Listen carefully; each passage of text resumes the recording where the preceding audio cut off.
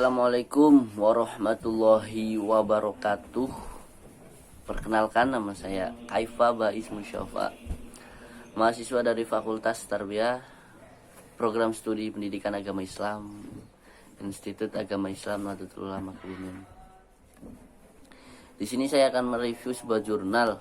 Yang saya ambil adalah jurnal Cakrawala Yainu Kebumen, bagian volume 1 tahun 2017 tentang pendidikan era digital. Langsung saja, dalam jurnal ini dikatakan pendidikan merupakan pilar utama dalam membangun bangsa. Tinggi rendahnya derajat suatu bangsa itu ditentukan dengan tinggi rendahnya pendidikan masyarakat tersebut. Karena pendidikan akan melahirkan anak-anak bangsa yang bermoral, cerdas, memiliki etos kerja yang inovatif dan tinggi. Oleh karena itu, sekiranya penting pendidikan bagi sebuah masyarakat karena dapat mengembangkan dan dapat menumbuhkan rasa atau jiwa-jiwa inovatif dan kreatif masyarakat tersebut. Kemudian terkait dunia pendidikan, seiring berjalannya waktu, institusi-institusi pendidikan mulai beradaptasi dengan perkembangan zaman, di mana mereka menawarkan sebuah konsep-konsep pendidikan yang baru tentunya. Yang mereka harapkan adalah melahirkan sosok-sosok orang yang inovatif dan juga kreatif. Pada poin kreatif inilah yang sangat menjadi pokok utama yang akan menjadi tujuan utama bagi suatu instansi pendidikan, di mana kemampuan berpikir ini akan menimbulkan inovasi-inovasi baru yang menyokong berdirinya suatu bangsa atau menyokong berkembangnya suatu bangsa tersebut untuk menjadi yang lebih sempurna. Kemudian dilihat dari tingkat kreativitas, nanti akan muncul berbagai profesi-profesi yang merupakan lahir dari sebuah pola pikir masyarakat yang kreatif. Salah satunya adalah dari segi ekonomi ditemukan komersial atau yang sering kita kenal dengan aplikasi-aplikasi ekonomi. Dari dunia ekonomi sudah masuk ke dunia akses internet, di mana mereka membuat aplikasi-aplikasi seperti Gojek, Traveloka, Bukalapak, yang tentunya mereka mengharapkan sebuah keuntungan dari menggunakan aplikasi-aplikasi tersebut. Tidak dalam dunia ekonomi saja, dalam dunia pendidikan pun sudah ada namanya e-education, di mana di situ menciptakan suatu aplikasi-aplikasi pendidikan seperti Google Classroom, Google Meet, Google Zoom, yang saat ini pada era COVID-19 ini sangat-sangat berguna, sangat-sangat bermanfaat. Ketika zaman-zaman dahulu tidak terpikirkan oleh kita adanya COVID seperti ini, namun dengan ditekan situasi kondisi seperti ini, kita dipaksa untuk menggunakan aplikasi-aplikasi tersebut untuk melakukan interaksi dengan siswa-siswa yang lain. Kemudian pada perkembangannya, pendidikan era digital sini sudah mulai merubah pola, di mana pengetahuan lebih digantikan dengan informasi dan komunikasi. Guru yang dulunya menjadi sumber pengetahuan pada era digital saat ini beralih fungsi atau berubah menjadi sosok fasilitator yang menjembatani seorang siswa untuk mencari pengetahuan. Tidak mutlak pengetahuan itu didapat dari guru dan buku saja. Pada era sekarang, siswa itu bisa mendapatkan pengetahuan kapanpun dan dimanapun hanya dengan bermodalkan internet, akses internet, handphone dan komputer. Peranan penting dalam dunia pendidikan yang menggunakan basis digital atau internet, akses internet, itu pada guru dan orang tua. Orang tua merupakan tokoh penting dalam membangun moral anak-anak, di mana mereka lah yang bersentuhan secara langsung dan dengan waktu yang sangat lama ketika mereka bangun tidur, kemudian ketika mereka akan tidur malam. Itu orang tua lah yang sangat berperan. Berbeda dengan guru, yang guru hanya sifatnya itu sementara. Mereka bertemu dengan siswa itu ketika hanya berada di sekolah seperti itu. Kemudian langsung di sini menyinggung beberapa dampak-dampak menggunakan pendidikan era digital dan juga dampak positif maupun dampak negatif.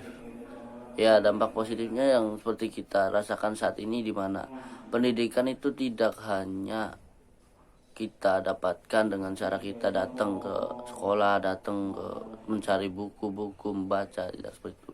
Namun lebih dipermudah, di mana tidak terkait dengan latar, tidak terkait dengan ruang, dimensi ruang dan waktu. Kita bisa kapan saja mengakses pengetahuan di internet dengan bermodalkan HP tentunya. Kemudian dampak lainnya yaitu kita lebih mudah mendapatkan informasi, kita lebih mudah menerima informasi yang mungkin di situ jauh dari kita. Sebagai contoh, kita menemukan informasi tentang hilangnya suatu kapal, yaitu kapal KRI Nanggala 402 yang di situ di Bali. Ketika kita tidak mengenal akses internet, mungkin atau akses internet atau lainnya, itu mungkin kita sangat kesulitan menemukan informasi tentang KRI Nanggala tersebut. Namun sekarang kita mudah karena kita menggunakan internet. Di situ banyak ditampilkan berita-berita informasi tentang KRI Nanggala tentunya. Dampak negatifnya dari menggunakan era digital adalah kecenderungan anak-anak atau siswa yang di situ ketergantungan dengan akses internet, sehingga mereka itu malas untuk berpikir. Jawaban-jawaban yang atas pertanyaan-pertanyaan yang mereka dapatkan itu dengan mudahnya mereka dapatkan di internet. Yang sangat disayangkan, mereka hanya mengcopy paste atau mengkopas jawaban-jawaban tersebut, tidak mereka pahami jawaban tersebut.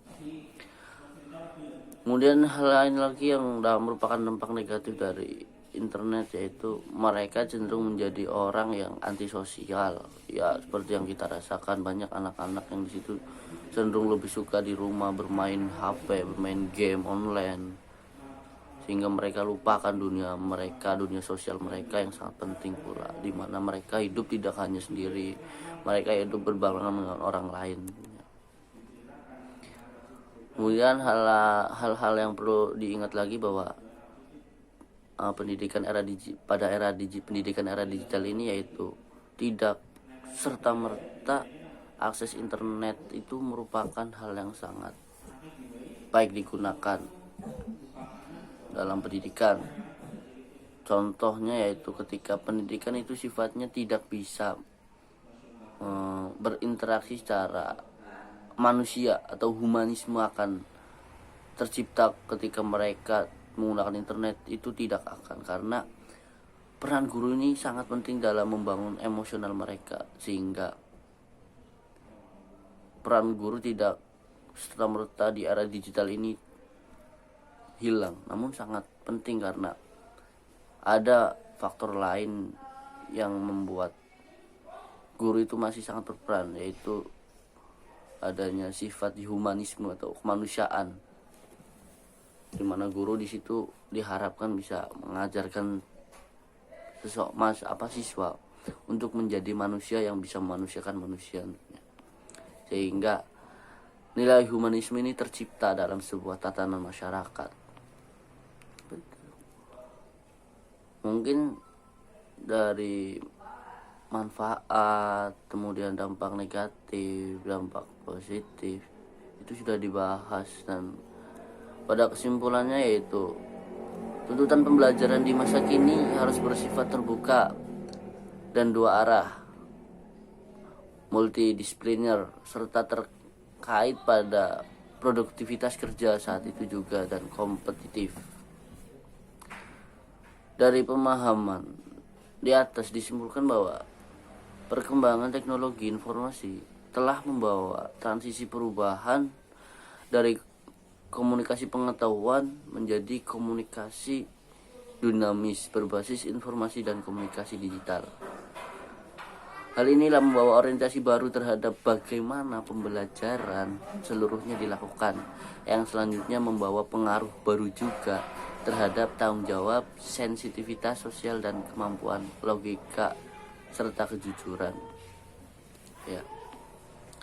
Kemudian dari saya pribadi untuk menilai kurang atau lebihnya jurnal ini, yaitu kelebihannya jurnal ini saya pikir sangat-sangat jauh pemikiran dari Pak pencipta ya, pengarang ini, dimana pada tahun 2017 dia sudah berpikir mengenai pendidikan era digital yang saat ini pun terjadi, dimana siswa belajar tidak hanya secara tatap muka namun dilakukan secara online, secara distancing seperti itu. Namun pada kekurangannya yaitu yang saya temukan bahwa di sini terlalu bertele-tele membahas tentang perubahan-perubahan di mana dari segi ekonomi. Kemudian di sini penulis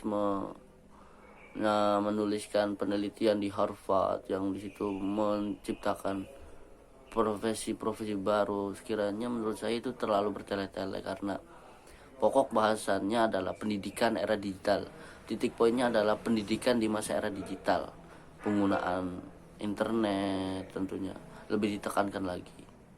Seperti itu. Mungkin kurang lebihnya hanya itu yang bisa saya sampaikan. Kalau lebih jelasnya mungkin bisa teman-teman baca sendiri jurnalnya, karena persepsi orang itu berbeda-beda mengenai bacaan yang mereka baca. Seperti itu. Mungkin hanya itu yang bisa saya sampaikan, kurang lebihnya mohon maaf. Allahumma fiqil aqwamitorik. Assalamualaikum warahmatullahi wabarakatuh.